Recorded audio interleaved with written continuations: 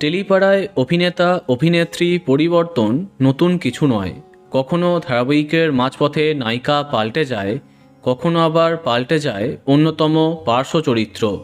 এবার বদলে গেল জি বাংলার জনপ্রিয় ধারাবাহিকের খলনায়িকা।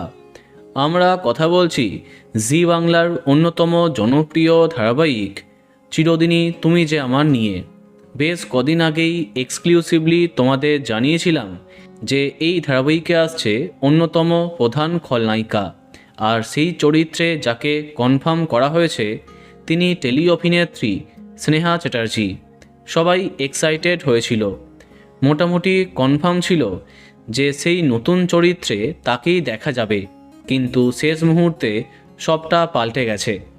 গতকালকেই এই চরিত্রের জন্য যিনি লুকসেট করলেন তিনি টেলি অভিনেত্রী নবনীতা মালাকার।